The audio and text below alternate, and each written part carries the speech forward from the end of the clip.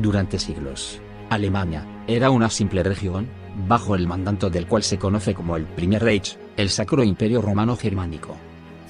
Por casi 1000 años, bajo este imperio, Alemania se mantuvo dividida, manteniéndose como una simple región bajo el mando de los Habsburgo.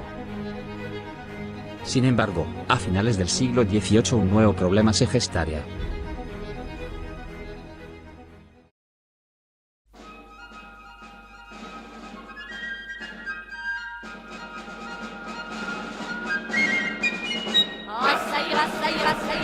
Les aristocrates à la lanterne, ça ira, les aristocrates on les prendra.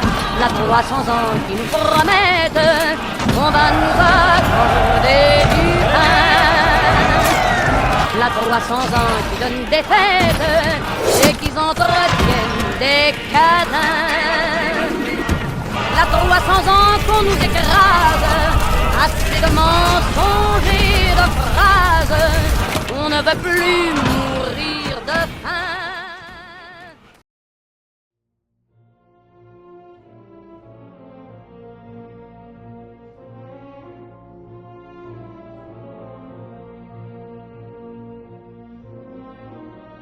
En 1789 en Francia, iniciaría la Revolución Francesa. Una respuesta directa a la monarquía reinante ante los abusos al pueblo francés. Lo que inició como una serie de protestas por el pueblo para recibir mayores derechos y beneficios, terminó con la ejecución de su rey y la proclamación de una nueva república liberal. Ante esto, los reyes europeos temieron. Las antiguas monarquías europeas sabían que un gobierno, que abogara por los derechos, libertad e igualdad, representaban un peligro inminente para sus gobiernos absolutistas.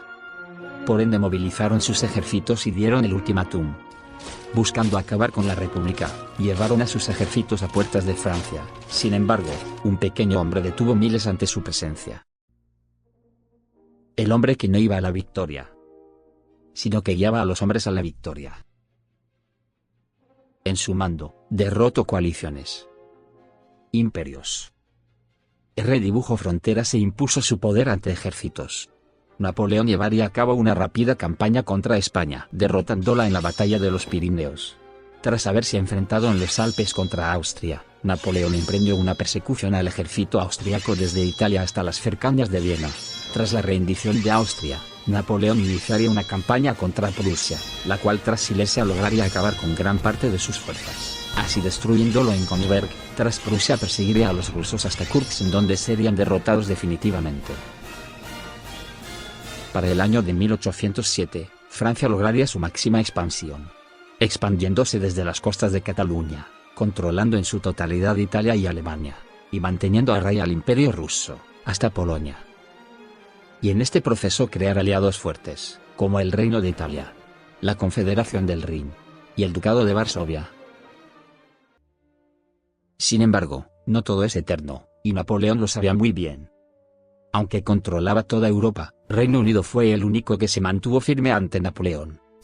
Reino Unido se mantenía como un bastión ante el poder francés, siendo el principal fundador de las coaliciones y de mantener a las naciones europeas al suministrarles tanto armamento como comida. Por ende Napoleón llevó a cabo el bloqueo continental, el cual tenía como objetivo, ahogar la isla británica, y así lograr su rendición. Sin embargo, esto no simplemente sucedió, sino que tuvo un efecto mucho peor. Francia dependía en gran medida del comercio con los británicos, afectándola gravemente. Y no solamente esto, varias naciones se opusieron al bloqueo, dando un efecto devastador para Francia, ya que gracias a esto, Reino Unido seguiría comerciando de manera activa con los aliados.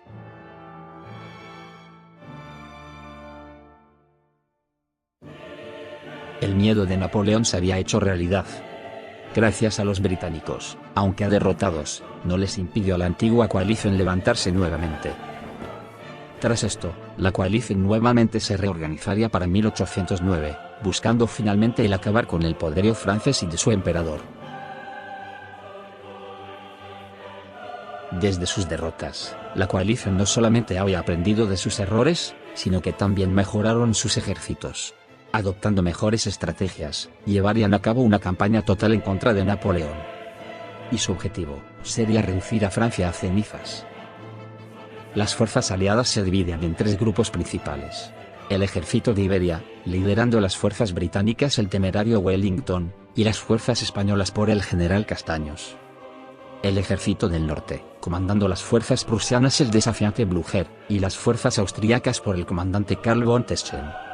Y las fuerzas rusas, comandado el ejército del sur el general Kutuzov, y el ejército del zar comandado por Alejandro I. Y las fuerzas francesas, divididas en 5 principales ejércitos. La Grande Armée, dirigida por el Gran Napoleón. El ejército del centro, comandado por el general Murat. El ejército real italiano, comandado por el general Eugene. El ejército del Rin, comandado por el talentoso Lannes. Y el ejército polaco, comandado por el general Józef Poniatowski. Con cada minuto que pasaba, la situación para Francia se agravaba. La furia de la coalición se encontraba avanzando al son del tambor de guerra. Francia solo posee una opción: vencer o caer. Junto con Kutuzov, Alejandro llevaría a cabo un avance en Polonia. Su objetivo principal sería destruir el ejército polaco y quitárselo de encima. Alejandro decidido llevaría su avance a Varsovia, teniendo la primera batalla contra Poniatowski. Las fuerzas de Alejandro, al ser superiores en número, lograrían expulsar a las polacas de su capital en solo 2 días, llevando a cabo una persecución al ejército polaco hasta Gniezno. Tras esta batalla, Poniatowski tuvo que retirarse a Pomerania antes de que sus fuerzas fueran totalmente destruidas, así perdiendo a Polonia totalmente. Tras la caída de Polonia por parte de Rusia, Blücher decidiría ir a Portland hasta Sajonia, en donde tendrían el primer combate en Wittenberg. Aunque perdería en Wittenberg, Lannes lograría retirarse de una manera organizada, lo que llevó a que Blücher lo persiguiera hasta fuera de Dresde. Lannes pudo mantener a raya a Blücher por casi 3 días, convirtiendo a Dresde en una fortaleza. Sin embargo, Kutuzov iría en ayuda a Blücher para obligar a Lannes a retirarse de la ciudad, el cual, al escuchar de su rápido movimiento por Berlín, rápidamente ordenaría la retirada, así cediendo Sajonia a Prusia. Tras la derrota de Lannes en Sajonia, Napoleón marcharía hasta Sajonia para recuperarla, logrando enfrentarse a Blücher en Lichtenstein, en donde derrotaría a las fuerzas prusianas, logrando perseguirlas hasta nuevamente Dresde, en donde en conjunto con Kutuzov, Blücher lograría frenar los planes de Napoleón, así frenando su avance. Dresde se convertiría en una de las primeras derrotas que recibiría Napoleón desde su ascenso, aunque perdería. Blücher y Kutuzov se vieron obligados a retirarse tras perder en gran medida gran parte de sus fuerzas. Luego de la retirada del ejército del sur a Polonia, Alejandro sabía que Napoleón buscaría recuperar Polonia, por ende decidiría primeramente acabar con Poniatowski cercano a Napoleón en Brandeburgo. Poniatowski se movería hasta las cercanías de Wolin, en donde Alejandro golpearía duramente por segunda vez al ejército polaco, obligándolos a retirarse a Stettin. Tras esta victoria, Alejandro se comunicaría con Kutuzov como con Blücher, buscando el cercar a Napoleón, aunque arriesgado, solo poseía una oportunidad. Si no la tomaba, la coalición se enfrentaría a una contraofensiva francesa sin retorno. Rápidamente Alejandro atacaría a las fuerzas polacas, obligándolas a retirarse rápidamente de sus posiciones en Stettin. Blücher avanzaría a Brandeburgo sabiendo que iría a socorrer a las fuerzas polacas. Kutuzov, decidido a atacar por la retaguardia, avanzaría por los caminos de Sajonia, decidido a morir si era necesario en su encuentro con Napoleón. Napoleón se retiraría a Potsdam. Al saber esto, Alejandro reanudaría su acoso a Poniatowski. Lannes rápidamente avanzaría a Potsdam buscando ayudar a Napoleón. Los 6 ejércitos se enfrentarían finalmente en la batalla de las Naciones. La batalla se convertiría en una de las más sangrientas vistas en todo el periodo napoleónico. En esta unos 300.000 soldados se enfrentarían por 5 largos días. La batalla resultaría victoria para la coalición, dándoles de manera estratégica el control de gran parte del norte del Rin, obligando a Napoleón y a sus ejércitos a retirarse de manera inmediata. Mientras la coalición en el norte de Alemania celebraba, en Italia las fuerzas austríacas apenas se habían logrado mantener el frente. Eugene había logrado repeler a las fuerzas austríacas gracias al uso de los Alpes como una barrera de defensa formidable, la cual no solo ralentizaría al ejército austriaco, sino que además se debilitaría de manera constante. Sin embargo, estos lograrían cruzarlo y rápidamente buscando avanzar hacia Venecia, logrando entablar combate con Eugene en Trento. En un principio, Karl lograría expulsar a Eugene del Tirol y lograría hacerlo retroceder hasta Venecia. Sin embargo, en el camino se encontraría con una resistencia feroz. Los italianos estaban totalmente en contra de volver al dominio austriaco, así rebelándose y evitando que las fuerzas austriacas se reorganicen. Eugene había logrando la ayuda popular. lo que le daría el poder de no solo sacar a los austriacos en Verona, sino que rápidamente iniciaría una persecución hasta Austria. Tras varios días de persecución, Eugen lograría entablar combate con Karl en Klagenfurt, en donde resultaría victorioso, logrando así obligar a los austriacos a retirarse rápidamente a su capital. Tras esto, Kutuzov, siendo avisado de la derrota austriaca, se movería rápidamente en ayuda a los austriacos, buscando lograr un avance por Italia rápido y decidido, con el objetivo de debilitar a Napoleón por Italia. Reunido en Viena, atacarían con fuerza en Viena a Eugen, el cual, viéndose rodeado, se retiraría rápidamente en Venecia. Kutuzov, buscando llevar la misma estrategia que usó con Napoleón, buscaría acercar a Eugen por su retaguardia. Por ende, las fuerzas austriacas avanzarían hacia Venecia mientras que su ejército tomaría los Alpes para lograr encerrar a las fuerzas italianas, pero claramente no estaba preparado. Su ejército tardaría más de lo previsto atravesando los Alpes. Al ver esto, Eugen aprovecharía atacando a los austriacos en Aquilea, logrando dar un golpe fatal que los obligaría a retirarse a Trieste. Kutuzov finalmente llegaría a Venecia, en donde se enfrentaría a Eugen en Verona. En vez de enfrentarse de frente a Kutuzov, Eugen mantendría con cautela sus movimientos, sabiendo que no tenía la superioridad numérica, decidiría mantenerse en las cercanías de Ferrara, protegiendo el río Po.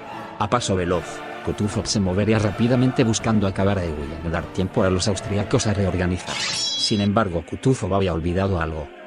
Napoleón, desde su derrota en Potsdam, no se quedaría quieto, esperaba la oportunidad perfecta para lograr un avance total al norte de Alemania. Sabiendo que Kutuzov estaba ocupado en Italia, prepararía sus fuerzas nuevamente para marchar a la victoria. Poniatowski junto con Lannes atacarían a Alejandro, mientras que Napoleón se centraría en acabar con Blücher. Lannes y Poniatowski perseguirían a Alejandro, quien buscaba reunirse con Blücher. Napoleón pisándole los talones a los prusianos, quienes al saber de la nueva ofensiva emprenderían una huida hasta Silesia, donde los dos ejércitos se enfrentarían en Breslau.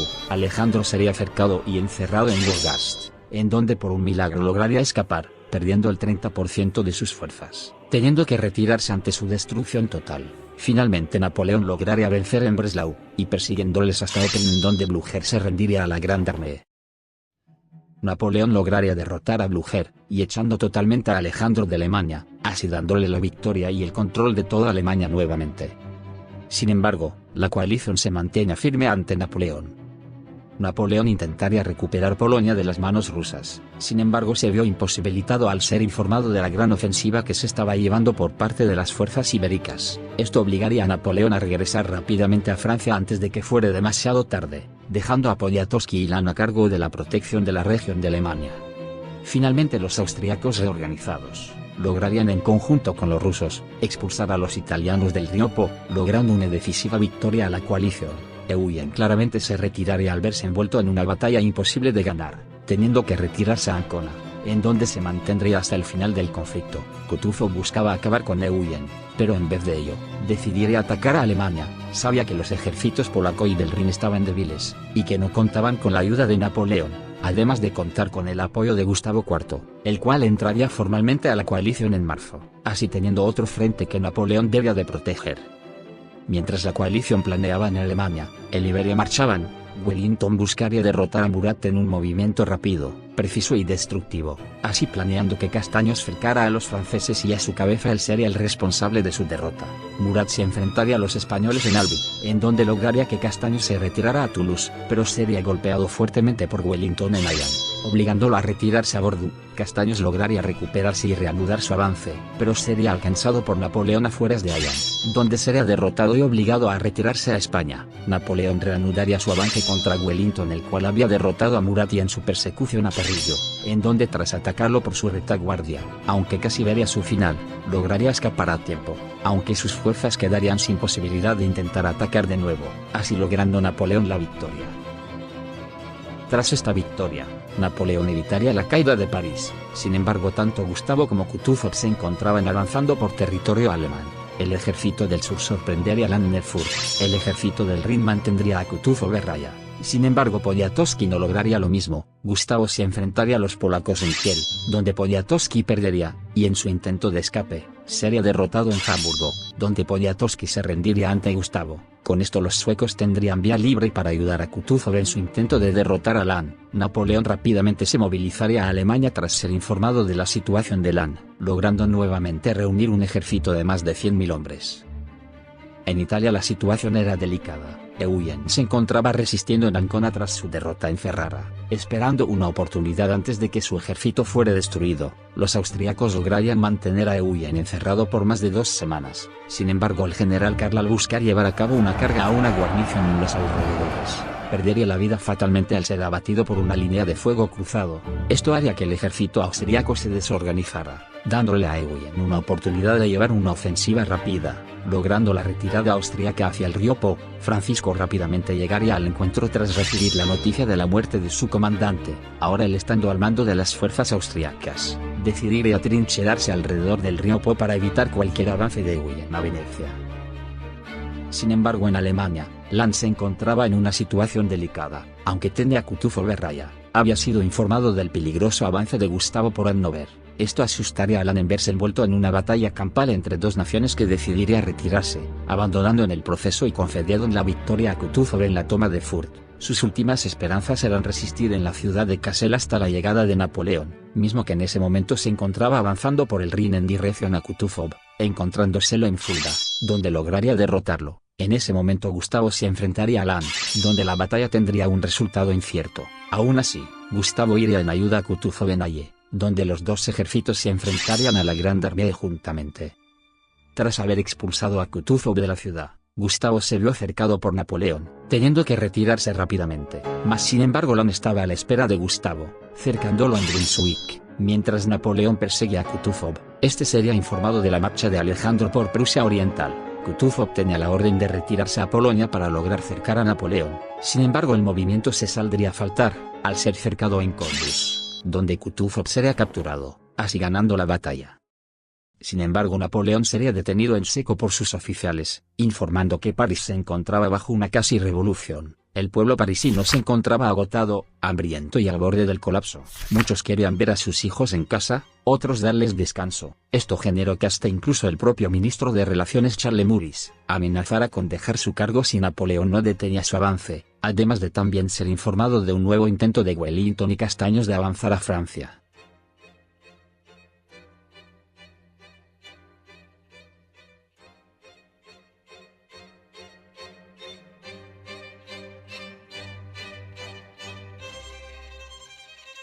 Parecía que todo terminaría. Su mandato en el continente, que se proyectaba a la eternidad, ahora tenía las horas contadas. Pero estaba claro, su lealtad no era a sus ambiciones, sino a su patria. Ante una posible caída a la anarquía en Francia, decidiría pactar un armisticio con Rusia y Suecia. Tras esto, Alejandro y Napoleón se reunirían en Dresde, donde se pactaría el armisticio mientras se lograba la paz total. Sin embargo, Reino Unido estaría indignado. Sus esfuerzos para derrotar a Napoleón definitivamente se vieron truncados, y no solo esto, sino que la coalición decidiría seguir el armisticio. Europa llevaba 18 años consecutivos peleando. Las muertes fueron masivas para las potencias principales, además de que en este punto, los esfuerzos de la coalición no lograron sus objetivos principales. Ante esto, finalmente todas las potencias involucradas firmarían una paz, y tras ello se llevaría a cabo la Convención de Frankfurt, en donde España, Gran Bretaña, Prusia, Rusia, Austria y Suecia asistirían, y de anfitrión Napoleón. Claramente, al no haber vencido a Napoleón totalmente, tuvieron que estar sujetos a reducir la influencia de Francia solamente. Por ende, las demandas aliadas fueron las siguientes. Francia tendría que ceder los territorios aquellos que fueron arrebatados de los aliados principales, como Cataluña, Iliria, y Brandeburgo. También, Polonia sería reincorporada nuevamente bajo las antiguas administraciones dadas en la tercera partición de Polonia, pero la parte rusa se convertiría en una pequeña república, asegurada por la misma Francia en busca de mantener a una Polonia libre. También su influencia sería reducida desde el Benelux hasta la península itálica. Así, en el proceso, Prusia obtendría los territorios de Frisia como Mecklemburgo, y Austria con sus antiguas posesiones del Tirol, Venecia y Bohemia. La Confederación del Rin seguiría existiendo, como un estado colchón entre las potencias de la coalición y Francia, eso sí bajo una estricta supervisión de las potencias. Al ser esta nación una confederación siguiendo los antiguos pasos del Sacro Imperio, se buscaría que las naciones alemanas miembros tuvieran su independencia. Sin embargo, la amenaza de una nueva expansión francesa por medio de estos estados sería peligrosa, por ende esta seguiría existiendo pero buscando cortar la influencia francesa en la región alemana. también buscando aumentar su influencia por parte de Austria y Prusia.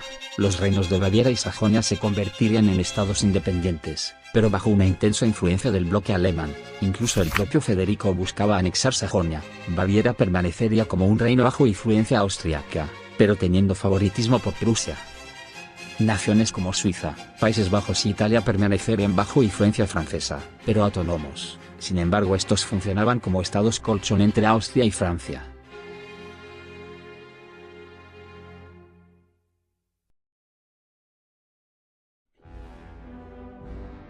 Durante casi una década, Napoleón dominó el continente europeo.